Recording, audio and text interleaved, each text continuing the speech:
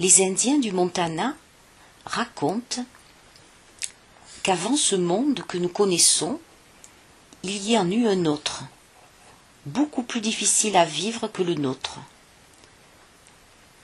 Parce que les hommes, dans ce très vieux temps, ne savaient ni inventer des légendes, ni danser, ni composer de musique, ni créer. Leur esprit était obscur. Tunkashila, le créateur, n'était pas satisfait de ce monde-là, qu'il avait pourtant fabriqué de ses propres mains. Alors un jour il se dit « Eh bien je vais effacer ma création et je vais en pétrir une autre. Je vais chanter 3 chants qui feront tomber tous les orages du ciel. Ensuite je chanterai un 4e chant et je frapperai la terre du pied. Alors la terre s'ouvrira, les eaux souterraines jailliront et plus rien ne sera sauf les eaux. » Tunkashila, le créateur, fit tout cela. Il chanta son 1er chant et le tonnerre gronda. Il chanta le 2e chant et la pluie se mit à dégringoler. Il chanta le 3e et les fleuves débordèrent. Et puis il chanta son 4e chant et il frappa du pied. Et la terre se brisa comme un vieux pot. Et les eaux souterraines jaillirent et le monde fut noyé.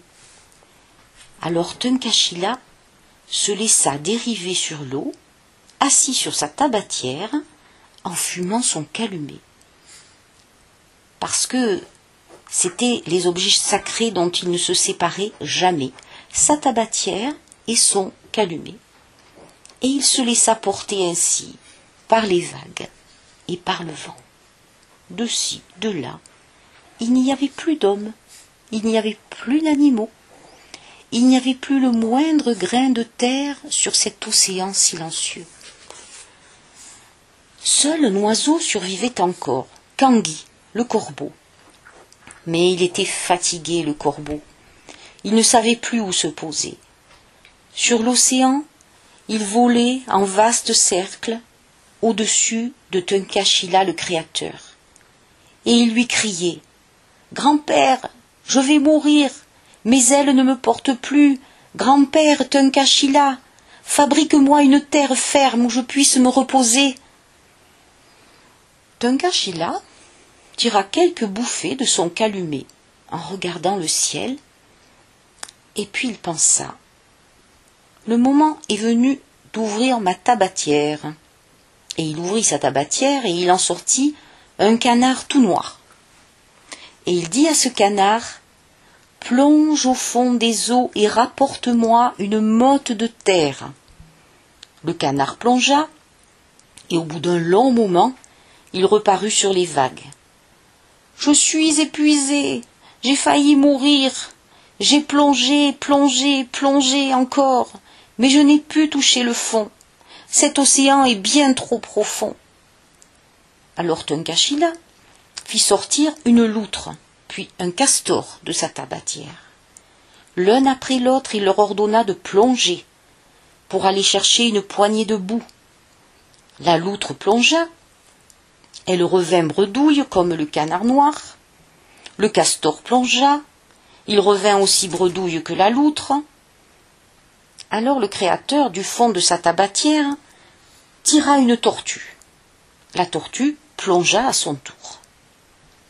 Elle resta si longtemps au fond de l'eau que le canard, le castor et la loutre disaient « Elle est morte, elle ne reviendra jamais. » Le corbeau tournait dans le ciel, désespéré, gémissait « Je suis perdu, la tortue s'est noyée. » Pourtant, elle apparut à nouveau sur les vagues et elle cria « J'ai gagné, j'ai touché le fond !» Et elle portait une boule de terre entre ses pattes. Tunkashila prit cette boule de terre et se mit à chanter. Tout en chantant, il pétrit la terre dans ses mains. Puis, il ordonna à cette boule de terre de recouvrir les eaux.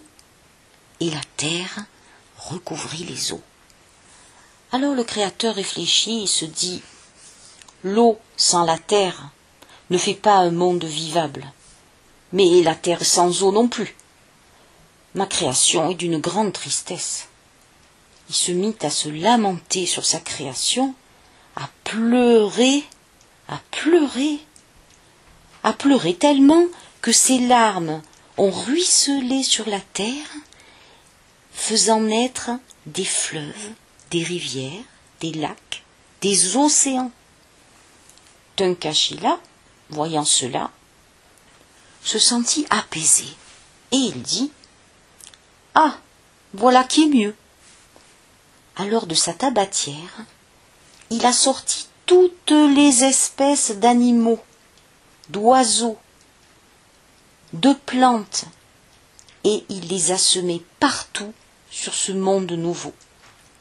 Ensuite, il a pris 4 poignées de terre, une rouge, une blanche, une noire et une jaune. Et ainsi, il a pétri les 4 races humaines.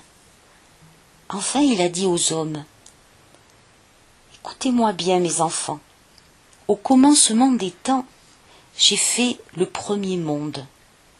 Il était mauvais, je l'ai brûlé. J'ai fait le deuxième monde. Il n'était pas meilleur.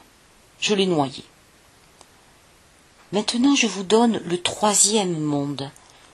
Si vous vivez en paix entre vous, en paix aussi avec les autres, avec tous les vivants de la terre, les animaux, les plantes, les arbres, tout ira bien. Sinon, je détruirai ma création une nouvelle fois. Cela dépend de vous. » Tunkashila hocha la tête et ajouta « Un jour peut-être, il y aura un 4e monde. » Et puis, il a disparu dans le ciel tout en fumant son calumet.